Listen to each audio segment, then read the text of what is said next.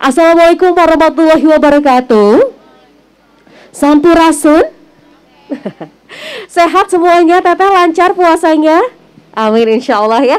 Senang sekali hari ini saya Mas Putri kembali menjumpai teman-teman media yang hadir di Taman Sejarah Kota Bandung. Teman-teman, ini sudah tanggal 6 ya. Artinya hari ini sudah diberlakukan resmi penyekatan mudik ya, tidak bisa mudik lagi. Checkpoint juga diadakan di perbatasan atau di titik-titik tempat masuk dan keluarnya Kota Bandung, sehingga kita berharap di penghujung bulan puasa ini ibadah kita dilancarkan terus, dan yang paling penting adalah menaati aturan-aturan yang diberlakukan oleh pemerintah. Karena itu kembali lagi kepada keselamatan kita masing-masing, karena kita masih menghadapi pandemi sampai dengan detik ini ya. Dan hari ini ada yang spesial, kita akan membahas dua tema, teman-teman. Jadi tema yang pertama di Bandung Menjawab kali ini, kita akan membahas mengenai program penataan pasar di Kota Bandung bersama dengan narasumber yang sudah hadir. Nah, kita pada pagi hari ini di sesi yang pertama akan mengajak teman-teman media semua dan wargi Bandung yang menyaksikan melalui live Instagram untuk berbincang bersama dengan Dirut Perumda Pasar Juara Kota Bandung, yaitu adalah Bapak Heri Hermawan SHMM, dan kita akan panggilkan beliau yang sudah hadir pada pagi hari ini. Halo Bapak, selamat pagi. Boleh Bapak menempati area kursi dan gunakan mic-nya. Bapak, selamat pagi. Bapak sehat Pak Heri? Selamat pagi. Assalamualaikum warahmatullahi wabarakatuh. Waalaikumsalam ya. Seperti yang saya sampaikan tadi Pak, ini kalau bicara mengenai pasar sekarang lagi ramai di telinga kita semua, karena biasanya orang-orang lagi banyak yang berbelanja ke pasar, sudah mau belanja nih Pak, persiapan untuk masak Idul Fitri nanti. Tapi sebetulnya bukan hanya itu yang akan kita bahas ya Pak Heri. Kita akan bahas pada hari ini mengenai program penataan pasar di Kota Bandung. Seperti yang kita ketahui, banyak pasar-pasar yang saat ini sudah mulai direvitalisasi begitu ya. Bentuknya lebih cantik lagi, lebih nyaman lagi, dan pasti pelayanan terhadap masyarakat inilah yang utama yang dikejar. Sebetulnya data dari jumlah pasar yang dikelola oleh PD Pasar Bermartabat saat ini ada berapa Pak Heri? Kemudian juga kondisi pasar tradisional yang ada di Kota Bandung saat ini seperti apa? Silakan. Baik, Kota Bandung dan teman-teman wartawan, kami dari Perumda Pasar pada Bandung Menjawab pada pagi hari ini tanggal 6 Mei. Insya Allah kita bisa bersilaturahim dan tadi menjawab pertanyaan bagaimana dengan penataan pasar dan berapa pasar yang dikelola oleh Perumda Pasar Juara Kota Bandung. Alhamdulillah kami tahun 2008 mendapat amanah oleh Pemkot Kota Bandung untuk mengelola 37 pasar di Kota Bandung dengan 7 pasar yang dikerjasamakan dengan pihak mitra. Sisanya yang 30 adalah pasar-pasar yang dikelola atau swakelola oleh Perumda Pasar Juara. Dari 37 ini memang semuanya tidak memiliki kelas yang sama, artinya terdiri dari beberapa kelas. Iya. Jadi ada, kalau kita lihat 7 pasar yang dikelola oleh swasta itu kelasnya adalah kelas A. Dia seperti sudah berbentuk mall gitu ya, seperti Pasar Baru Trade Center, Pasar Balubur Town Square, Pasar ITC Muhammad Toha, kemudian Pasar Cimol begitu ya, Cimol di Pasar Gede Bage, pasar, kemudian ada juga Pasar Cicadas. Nah, seperti itu yang 7 pasar. Sementara yang 30 pasar lainnya saat ini adalah pasar tradisional yang kita kelola, pengelolaannya oleh kami dengan menggunakan atau tetap berada pada skala tradisional, dipertahankan tradisionalannya seperti itu. Jadi ada yang modern dan yang tradisional. Mungkin membuka mata kita semua bahwa ternyata memang seluruh pasar di Kota Bandung ini bukan berada di naungan PD Pasar begitu, tapi jumlahnya cukup banyak ya Pak. Betul, ya. Amanah yang diberikan ini tadi ada berapa Pak? Ada 37 begitu pasar, ya. Baik, kemudian ini menarik Pak, artinya ada pasar yang dipertahankan sisi tradisionalnya dan modernnya. Kenapa akhirnya dipilih seperti itu? Apakah karena melihat dari mungkin lokasi dan masyarakat yang ada di sekitarnya, atau apa pertimbangannya? Jadi gini, mungkin kita harus lihat dahulu apa yang menjadi dasar pengelolaan pasar tradisional. Bandung itu dikenal dengan daerah tujuan wisata. Iya, betul. Ya. Dan sebagai daerah tujuan wisata, orang kalau ke Bandung ngapain? Pasti dia nyari kulinernya, dia nyari barang-barang begitu Iya, ya, betul. barang-barang belanjaan, istilahnya itu salah satunya. Makanya pasar-pasar tradisional kita bukan berarti dia tidak tersentuh dengan revitalisasi, bukan. Dia tidak tersentuh dengan rehabilitasi, bukan juga. Itu tetap kita lakukan, hanya ketradisionalan dari sebuah pasar yang menjadi menarik adalah masalah tematiknya. Bandung itu terkenal dengan pasar yang tematik sebenarnya, yaitu misalnya ada pasar kembang atau pasar bunga Wastu Kencana, kemudian ada pasar bunga di Palasari, ada pasar besi di Jatayu, ada pasar loak di daerah Cikapundung. Wah, asik lah sebenarnya. Iya, Bahkan iya. sekarang di Kosambi juga ada Hallway, itu pasar kreatif anak muda. Iya. Jadi kita memang ke depan ingin mempertahankan tingkat ketradisionalan ini dalam bentuk tematik. Orang kalau ke Bandung mau cari busana muslim ya ke Baltos.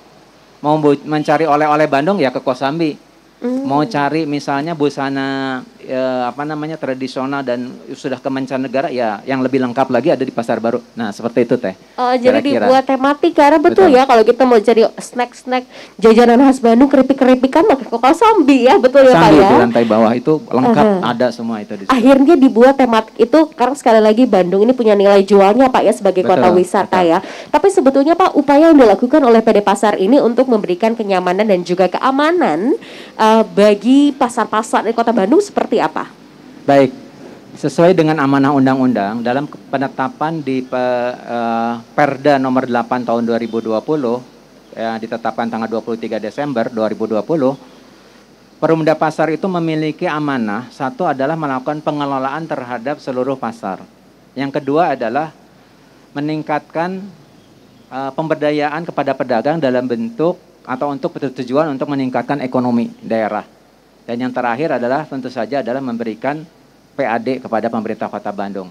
Dengan 3 amanah dasar ini, karena kita adalah pihak yang mengelola aset milik pemerintah Kota Bandung, seluruh aset yang ada di Kota Bandung yang diamanahkan kepada kami inilah yang harus menjadi nilai produktif, harus menghasilkan sesuatu yang positif, baik berupa pelayanan kepada masyarakat dalam bentuk penyediaan fasilitas pasar yang layak bagi warga pasar, maupun ujungnya nanti adalah pendapatan jasa pelayanan fasilitas atau retribusi, pendapatan sewa lahan yang nanti akan memberikan kontribusi positif bagi pemerintah Kota Bandung.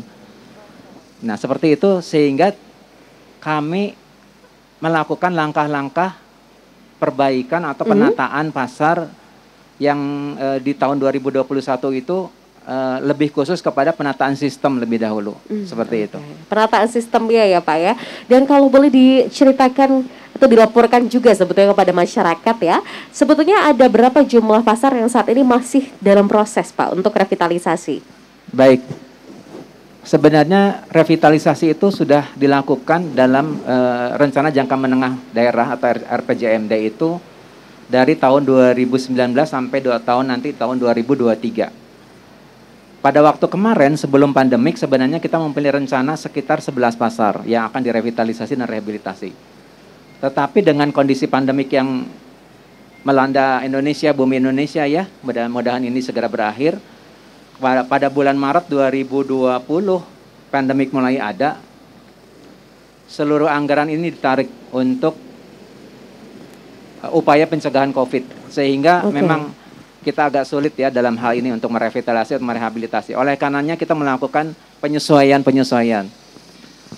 Hanya kita melakukan revitalisasi atau rehabilitasi pada pasar-pasar yang memang sudah dilakukan revitalisasi sebelumnya. Seperti contohnya pasar sederhana, pasar Kosambi, pasar Gede Bage, pasar Sarijadi yang nanti kita akan coba optimalkan karena sekarang masih belum bisa berjalan. Kemudian pasar Cihaur Gelis.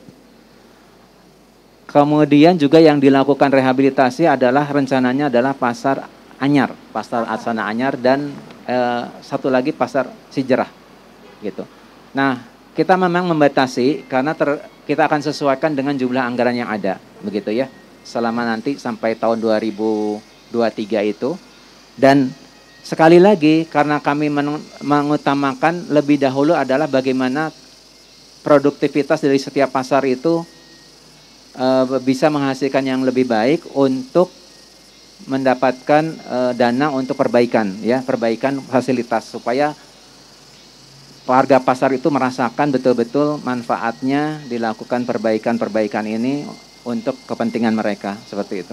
Karena itu ya tadi ya Pak ya, ketika akhirnya suatu pasar di beberapa wilayah yang direvitalisasi, dipercantik lagi begitu ya, dan dibuat nyaman, pasti juga ini menambah daya tarik bukan hanya sebetulnya untuk warga sekitar, tapi mungkin wisatawan juga akhirnya banyak yang tertarik juga untuk ke Bandung. Kalau ingin ke pasar juga banyak pilihannya gitu ya Pak ya. Nah sebetulnya kalau bicara mengenai progres dan penjadwalan dari penataan pasar di tahun 2021 ini sejauh ini apa Pak? Karena kan tadi sempat dikatakan memang masalah anggaran ini sempat juga menjadi kendala lah begitu Pak. Tapi pasti ini harus terus juga dilakukan pembangunan begitu. Bisa diceritakan seperti apa? Baik, warga Bandung. Jadi pertama kami melakukan optimalisasi seluruh pendapatan yang ada di setiap pasar. Pertama, kita lihat di setiap pasar itu memiliki sumber-sumber pendapatan yang selama ini belum optimal masuk ke Kota Bandung ya. Contohnya adalah masih banyaknya PKL yang berjualan gitu ya. Dan katakanlah PKL itu dari sisi ketentuan Perda tidak ada ketentuan undang-undang yang mengatur tentang PKL. Artinya sebenarnya PKL tidak boleh ada di bumi Indonesia atau di bumi Bandung ya sebenarnya. Tapi kenyataannya kan ada di sekitar pasar kami. Contohlah di pasar sederhana, kita beresin PKL yang ada di dalam. Kita himbau mereka untuk tidak berjualan secara ilegal, tapi masuklah ke dalam kios pasar. Kios pasar di Kota Bandung sangat mencukupi. Jumlah kios di Kota Bandung dari 37 pasar itu ada sekitar 27.000. Banyak juga ya Pak banyak ya? Sekali. Ya, pemakaiannya, occupancy rate-nya cuma 65%, hanya sekitar 17.000 saja yang dipakai. Jadi banyak yang belum terisi sebetulnya ya Pak ya? Sebenarnya harusnya PKL ini bisa masuk Bu, bisa diterima oleh kita ke dalam. Oleh karenanya itu kita penataannya pertama udah yang namanya PKL kita himbau untuk masuk lebih dahulu ke dalam pasar yang memang kita sudah siapkan dan legal. Dan sehingga ada pemasukan retribusi. Yang kedua, penataan parkir. Di beberapa tempat parkir ini punten sekali masih dikuasai oleh banyak pihak atau oknum yang tidak berizin, yang tidak memiliki PKS sehingga tidak menghasilkan pendapatan juga. Oleh karena itu kita benahi, kita bikin sekarang perjanjian kerjasama atau ada legal standing bagi setiap mitra kita. Mau dia mitra parkir, mau dia mitra pengelola toilet, mitra pengelola billboard, mitra pengelola lahan, sewa lahan yang lain. Mangga, kami Perumda Pasar ingin membuka diri, silahkan bekerja sama dengan Perumda Pasar untuk memanfaatkan seluruh potensi pendapatan, namun dengan cara yang legal. Apalagi kami juga mendapat perintah khusus atau amanah khusus untuk menegakkan ketentuan tentang Kota Bandung sapu bersih pungutan liar atau disebut dengan Satgas Saber Pungli. Saber Pungli itu keputusan Presiden langsung nomor 87 tahun 2016 tentang Satuan Tugas Sapu Bersih Pungutan Liar. Dan alhamdulillah di Kota Bandung juga Pak Wali Kota Bandung sudah menetapkan melalui keputusan Wali Kota nomor 180 tahun 2016 tentang unit Satuan Tugas Pemberantasan Pungutan Liar. Oleh karenanya itu warga Bandung, kita saat ini sedang giat-giatnya melakukan dalam tanda kutip pemberantasan ya, supaya tidak ada lagi lah pungutan liar yang ada di pasar-pasar Kota Bandung. Ada yang narik nggak pakai retribusi, narik parkir, ada yang narik sewa lahan nggak pakai, itu kan nggak masuk ke negara. Oleh karenanya itu kita tegakkan sama-sama, makanya penataan kami dari sisi parkir di pasar sederhana, di pasar Kosambi, di pasar Andir, di pasar-pasar yang lain, kita sedang lakukan penataan parkir supaya legal, supaya ada perjanjian khusus dan akhirnya masyarakat yang akan mendapatkan hasilnya nanti. Iya, betul. Rek lah orang sudah mah bayar, tapi ada retribusi parkirnya. Dengan kita juga menerapkan di setiap pasar itu ada spanduk tentang penegakan saber pungli. Kalau warga Bandung menemui ada oknum yang bermain dengan pungutan liar, itu bisa diadukan ke Satgas Saber Pungli tadi atau laporkan kepada kami juga, karena kami ingin menegakkan aturan itu. Betul. Seperti itu. Karena ini menarik kan, ternyata dari jumlah kios di Kota Bandung 27.000 loh Bapak Ibu ya, ini nggak sedikit ya, tapi hanya terisi okupansinya hanya 60% ya Pak ya.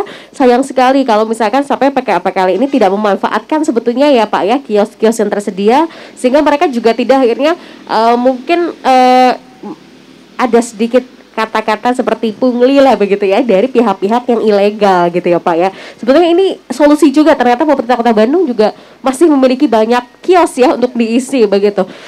Nah Pak, dengan kondisi seperti ini apakah sering juga ada komunikasi begitu Pak dengan PKL ini agar mereka mau dan tertarik begitu Pak untuk akhirnya mengisi kios-kios yang masih kosong? Baik, satu hal yang perlu kita ketahui warga Bandung bahwa PKL selama dia ada dalam teritori pasar, artinya dia gelarnya itu ada di dalam pasar. Memang itu menjadi wilayah kami untuk mentertibkan, mengkomunikasikan kepada mereka.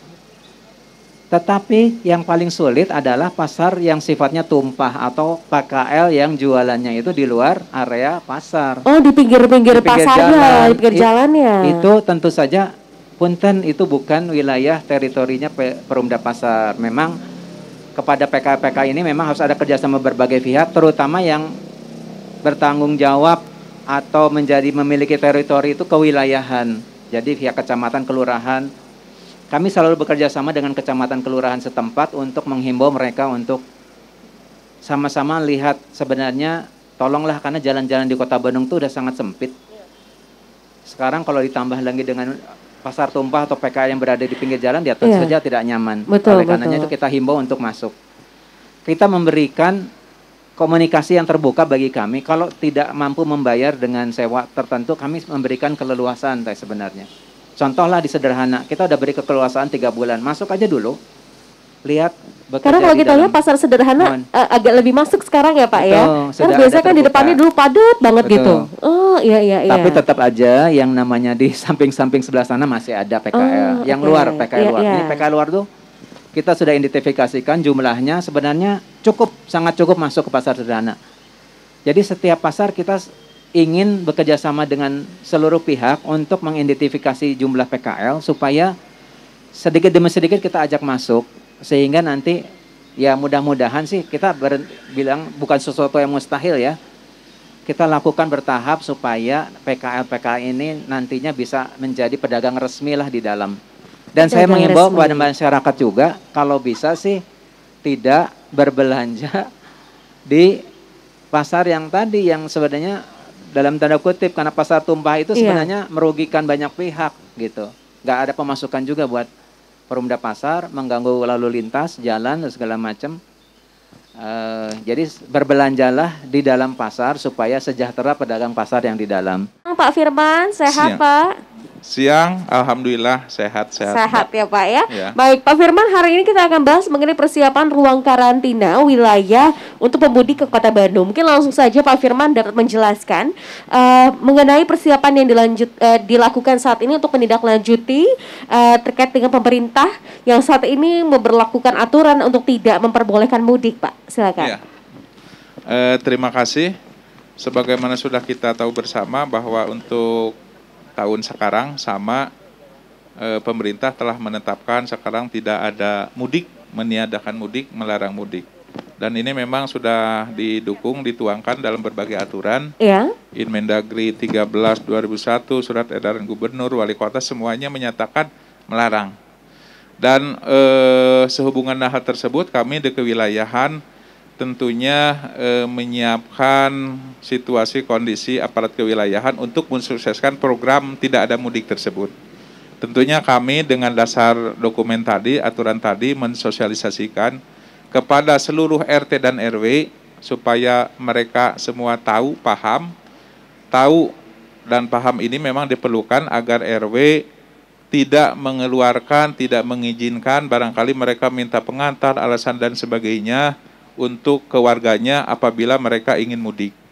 Dan juga tahu juga apabila nanti ada memang orang datang dari luar, datang ke lingkungan RW tersebut, harus bagaimana mereka bertindak. Dan ini sudah kita sosialisasikan, bahkan kita sambil sosialisasi zakat kemarin sempat muter ke tiap kelurahan, Mbak. Kemudian gitu. Prosedurnya bagaimana apabila ada masyarakat yang ingin mudik atau mungkin ada yang datang dari luar kota, Pak? Mungkin kita tahu di Bandung ini seringkali ada yang kerjanya di Jakarta misalkan. Ya. Nah, bagaimana aturannya, Pak? Prosedur yang harus ditempuh? Kalau yang mau mudik, tidak ada aturan untuk izin mudik, tidak ada juga. Karena memang tidak diperbolehkan ya? Tidak diperbolehkan. Yang ada itu memang pengecualian bagi masyarakat yang karena kebutuhan mendesak untuk melakukan perjalanan. Istilahnya non mudik, jadi bukan izin untuk mudik, mendesak dan istilahnya non mudik. Memang ada peluang pengecualian, dan itu memang dikhususkan bagi pertama apabila ada keluarga yang sakit keras atau meninggal, itu diberikan izin perjalanan untuk keluar kota karena alasan tersebut. Kemudian yang ketiganya apabila ada warga seseorang ibu yang mau melahirkan, itu juga dibolehkan dengan catatan bisa diantar maksimal oleh 2 orang. Termasuk satu lagi yang hamil karena kehamilannya perlu ke rumah sakit, berobat dan sebagainya, mereka juga diperbolehkan melakukan perjalanan keluar kota dan didampingi oleh 1 orang. Hanya 4 itu yang dikecualikan. Hanya 4 itu saja yang dikecualikan ya. Ini artinya sekali lagi pemerintah dengan tegas melarang masyarakat untuk melakukan mudik begitu ya Pak ya. Karena tidak ada pelonggaran sama sekali dari segi kebijakan. Kemudian bicara mengenai ketersediaan ruang isolasi atau karantina di Kecamatan Arca Manik, karena Bapak bertugas di wilayah Arca Manik ya Pak ya. Kalau misalkan ada nantinya pemudik yang masuk ke Kota Bandung, yang kita artikan bekerja di luar kota dan akhirnya pulang ke Bandung pada saat menjelang Hari Raya Idul Fitri, apakah disediakan seperti itu? Di Kecamatan Arca Manik sekarang itu ada 4 rumah isolasi. Kita menyebutnya di lingkungan sih disebutnya rumah singgah saja gitu. Karena kalau rumah isolasi kesannya serem, akhirnya banyak tetangga yang tidak mau. Akhirnya sudah kita istilahkan rumah singgah. Dan kita mempunyai 4 rumah singgah di kelurahan, di setiap kelurahan kita ada 1.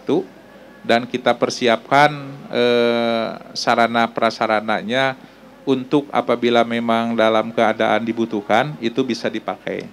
Tetapi pada kenyataannya memang itu sudah berapa bulan ya, 3-4 bulan kita sediakan, sampai saat ini memang belum diisi. Karena bagi mereka yang mau isolasi, mereka lebih memilih di rumah tinggal ataupun di tempat rumah singgah yang disediakan oleh pemerintah. Tapi di rumah kalau memang memungkinkan, kita lihat dulu, tidak bebas saya mau di rumah, mangga, tidak. Tapi mana rumahnya, kita cek kamarnya cukup, airnya memenuhi, terpisah dan sebagainya, prokes bisa dilaksanakan, baru kita izinkan. Oke, baik. Kemudian pertanyaan selanjutnya Pak mengenai persiapan sholat Idul Fitri. Apakah ada larangan atau tidak Pak dalam pelaksanaan sholat Idul Fitri 1442 Hijriah kali ini Pak? Ya. Untuk sholat Idul Fitri sesuai surat edaran itu untuk tahun ini dipersilahkan baik di lapangan maupun di gedung dengan catatan maksimal 50%. Maksimal 50%, prokes wajib dilaksanakan, pakai masker, jaga jarak, hand sanitizer dan sebagainya. Dan sekarang ada tambahannya, mereka itu wajib membentuk panitia. Jadi harus ada panitia penyelenggara Idul Fitri di lapangan ataupun dimanapun.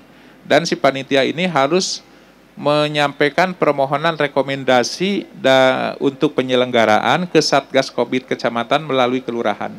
Nanti kita cek ke lapangan, memenuhi, kita keluarkan rekomendasi, di situ pada dasarnya kita mengizinkan dengan catatan syarat harus melaksanakan poin ABC banyak di situ. Di antaranya memang prokes di dalamnya, supaya bisa dilaksanakan oleh panitia penyelenggara Idul Fitri itu.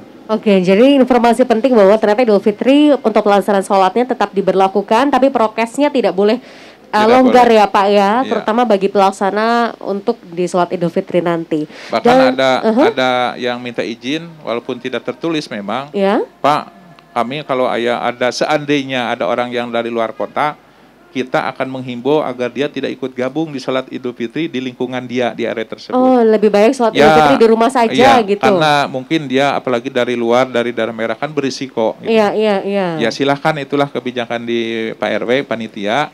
Toh itu memang maksudnya untuk meminimalisir takut terjadi penyebaran. Betul, baik. Dan terakhir Pak, untuk menutup perbincangan kita di Bandung Menjawab kali ini, apa saja mungkin harapan khususnya dari Paguyuban Camat Pak? Dengan Idul Fitri kali ini kita tahu ada pemberlakuan penyekatan arus mudik yang cukup ketat diberlakukan. Apa harapannya untuk seluruh masyarakat atau mungkin dari masyarakat yang memiliki anggota keluarga di luar kota dan rencana ingin pulang ke Bandung? Dan terakhir imbauannya untuk seluruh masyarakat seperti apa? Silakan. Baik, mungkin himbauan dari saya, mudah-mudahan kita semua sepakat, kami aparat tidak ada maksud lain kecuali memang untuk kebaikan untuk masyarakat. Jadi keputusan pemerintah untuk mengambil kebijakan bahwa sekarang tidak ada mudik, melarang mudik, mudah-mudahan ditanggapinya positif. Bahwa itu semuanya untuk kebaikan. Supaya tidak ada tertularan, kita di India banyak contoh dan lain sebagainya. Mudah-mudahan warga masyarakat menyadari sejauh itu sehingga bisa melaksanakannya. Kalau memang harus betul-betul disadari oleh hati supaya mereka akhirnya sadar, tidak memaksakan, pulang tidak curi-curi dan lain sebagainya. Karena memang niatnya bagus untuk kebutuhan masyarakat, kesehatan, jadi mudah-mudahan bisa sama-sama dilaksanakan. Masalah silaturahmi kan sekarang alhamdulillah saat ini zaman teknologi semua bisa dilaksanakan. Ngobrol juga kan bisa langsung gitu. Jadi saya pikir situasi begini mudah-mudahan semua memaklumi dengan keterbatasan yang ada. Kalau menyadari, ikhlas, mengakui, menyadari ini semua, saya yakin warga mau amak-amakan, curi-curi, malah ngambek ke pemerintah dan sebagainya, mudah-mudahan tidak ada yang kayak gitu ya Pak ya. Iya. Amin, insya Allah. Jadi apa yang mungkin diberlakukan saat ini menjelang Hari Raya Idul Fitri, semuanya karena kita saling sayang kayaknya ya Pak ya, karena nggak mau akhirnya kondisi yang ada di Kota Bandung ini terjadi dengan yang ada di India begitu ya, atau daerah lain yang saat ini juga tingkat penyebaran COVID-19 semakin meningkat begitu. Tapi tadi ya Pak, Bapak katakan sholat Idul Fitri sebetulnya bisa dilakukan, tapi prokesnya tetap berjalan. Namun yang paling penting ya Pak Firman tadi, jangan lagi ada yang bertanya boleh mudik atau tidak, karena sekali lagi tidak ada bahkan kelonggaran sama sekali ya Pak ya. Tidak ada mudik. Yang 4 itu bukan pengecualian untuk mudik. Tapi ada hal-hal yang urgensi ya Pak ya? Itu kedaruratan pribadi-pribadi karena sesuatu hal. Ya, hal darurat ya. Dan sebagainya. Jadi istilah mudik dikecualikan tidak ada prosedur untuk mudik juga tidak ada. Tidak ada hanya sama untuk sekali. Melahirkan untuk yang meninggal yaitu kita maklum, kita berikan surat jalan. Kelonggaran. Tapi masyarakat juga harus tegas, jangan sampai ada oknum yang mempermainkan aturan dari pemerintah itu ya. Terima kasih banyak untuk Pak Firman Nugraha selaku Ketua Paguyuban Camat Kota Bandung yang sudah hadir hari ini di Bandung Menjawab. Hatur nuhun Pak Firman sudah hadir. Baik, terima kasih juga tentunya untuk teman-teman media wargi Bandung yang menyaksikan melalui live Instagram. Kita berharap dua informasi yang dibahas hari ini di Bandung Menjawab kali ini bisa menjadi informasi penting tentunya bagi Anda, baik itu yang pertama tadi mengenai pasar dan yang terakhir adalah mengenai persiapan menjelang Hari Raya Idul Fitri ya. Saya Baswe Putri bersama rekan-rekan dari Pemkot Bandung mengucapkan terima kasih banyak. Sampai berjumpa lagi di Bandung Menjawab selanjutnya. Wassalamualaikum warahmatullahi wabarakatuh.